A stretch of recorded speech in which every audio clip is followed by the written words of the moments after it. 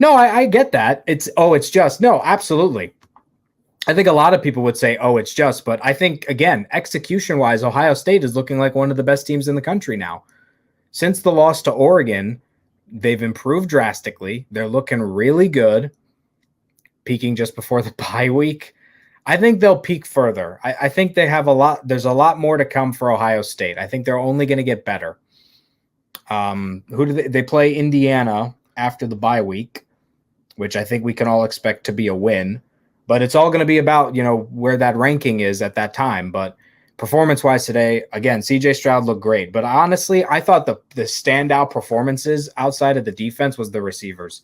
Chris Olave and Garrett Wilson were phenomenal today. Touchdown Oklahoma. So Oklahoma's just taken the lead against Texas. It's going to be, 47-41 before the extra point.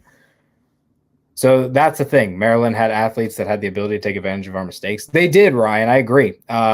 Tua's brother, Tulia Tagovailoa, good athlete. I like what I saw from him. Ohio State's defensive line was able to get to him a lot. Tagovailoa, I think, had a lot of moments where he was trying to scramble out of trouble and he was trying to do too much. He kind of had 3 moves deep into the pocket, and sometimes he'd fumble, sometimes he'd get sacked. Athletic kid. I think he's a good athlete. Maryland has a lot of good athletes, but defensively they just couldn't do anything. And I think that brings me back to Olave and Wilson. Chris Olave and Garrett Wilson were making great running perfect routes, stop and goes, curl routes, crossing routes, slants, whatever you could think of. They were running them to perfection, bamboozling the Maryland corners and safeties. They were getting wide open, and CJ was throwing dimes to them, perfect passes to be able to get these touchdowns. And Chris Olave and Garrett Wilson both had huge days. Let me check out the stats here. Olave, 7 catches for 120 yards and 2 scores. Wilson had 5 catches for 84 yards and 2 scores. Phenomenal. Texas choked. Right now, Texas is choking the game away. They need to get a touchdown here quick. They're down 48-41. That's sort of going to be like our half watch party on the side while we talk OSU football. Travion Henderson continues to be incredible. This kid is going to be in the NFL one day, and he's going to be a force to be reckoned with. Was really impressed with his pass catching ability today. 4 catches for 67 yards and a receiving touchdown for Henderson. Oh, and he also had 16 carries for 102 yards and two rushing touchdowns, just to sort of add insult to injury, just to add even more stats to this remarkable season Travion Henderson is having as a freshman for the Buckeyes. He's been fantastic. Looked great. He's quick, great pass catcher out of the backfield.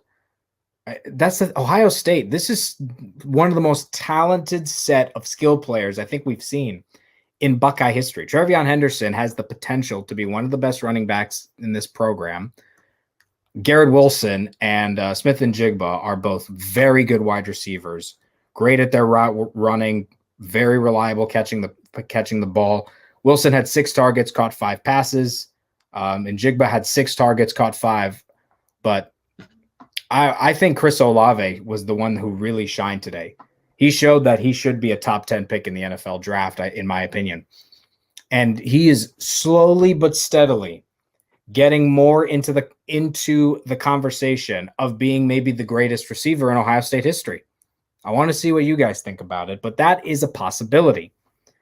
Chris Olave has put the numbers up for the Buckeyes. He's approaching the all-time touchdown record that David Boston holds.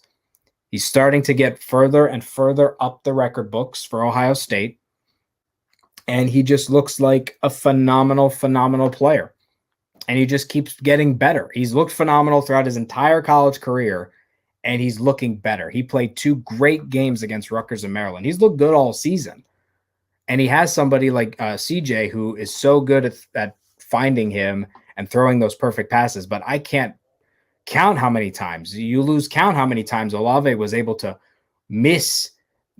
separate himself from the guy that was covering him, or even separate himself from the safeties. But there were so many times where there was no safeties, or there was a safety that just wasn't covering for whenever Olave was getting by his corner.